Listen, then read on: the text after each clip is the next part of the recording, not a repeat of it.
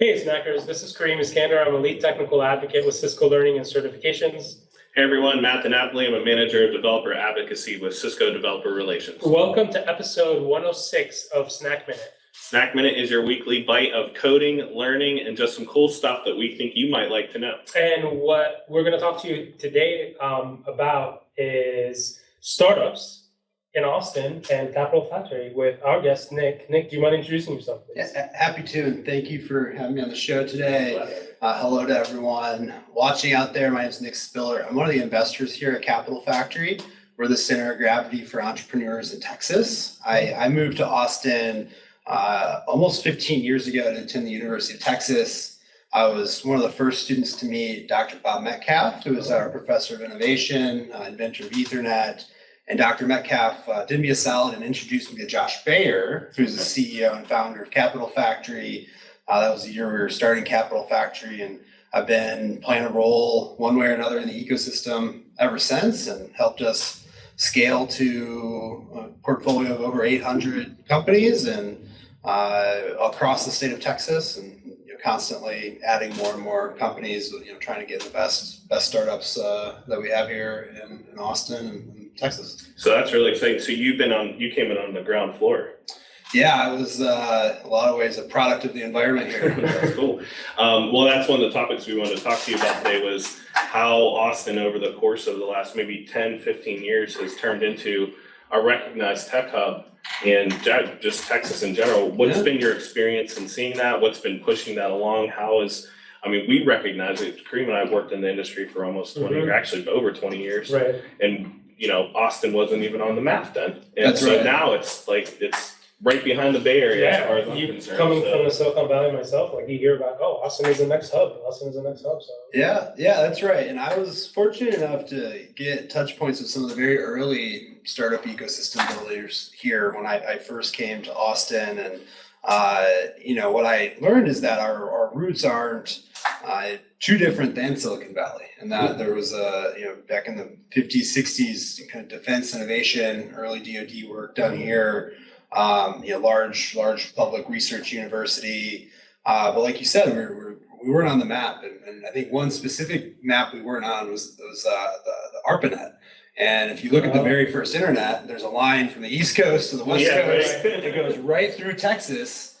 Well, there was no node in Texas for ARPANET. And I really think that was a big setback for Texas. And one of probably the big reasons we didn't flourish initially through the software, the consumer internet, but we've caught up and we're catching a lot of ground in a short period of time now.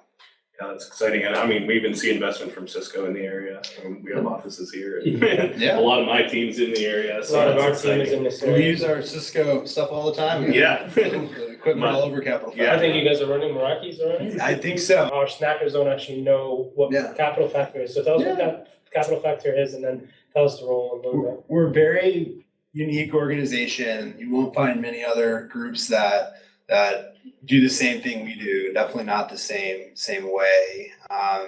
We're the welcome mat for technology in Texas, and like you said, in the Bay Area, all over the world, people are hearing about Austin as a tech hub.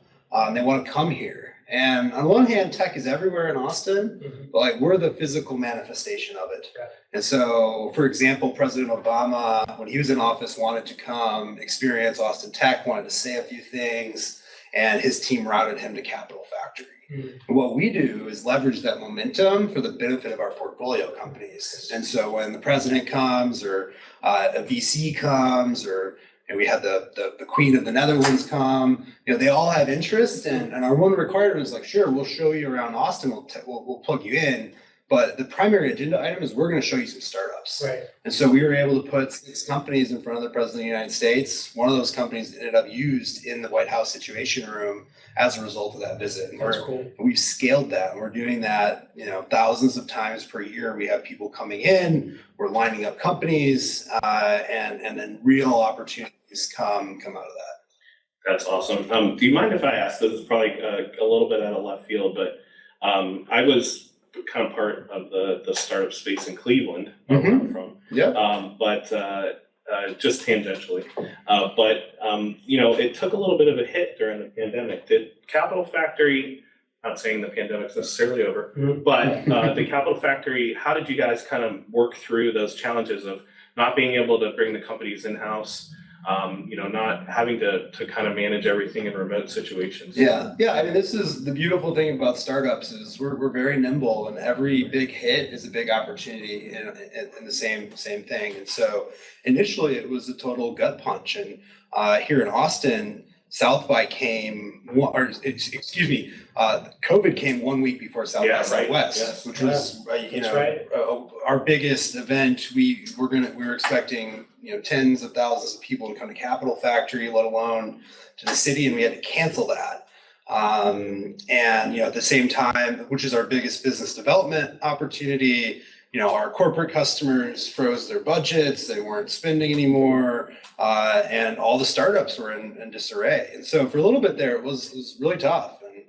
But I think a lot of companies ended up finding a way to play into that, to capitalize on it. And because at the same time, even though the world was shut down, people were at home on the internet all the time, right? Opportunity for technology. Right, and there's this opportunity, we partner with the DoD, and they were needing to mobilize a response to the pandemic, right? This is a national security issue. And then ultimately what happened was, while we were certainly shut down in a lot of ways here in Austin, it wasn't nearly as inoperable as New York and San Francisco were. And so 3-6 months, you just start feeling people move here, and people were already moving here a lot, but it just got more and more and more, and to the point where it was just like almost, oh my gosh, how are so many people coming here? I think that really accelerated us to really what I believe we are a tier 1 city now, and that was like the way the time when we crossed the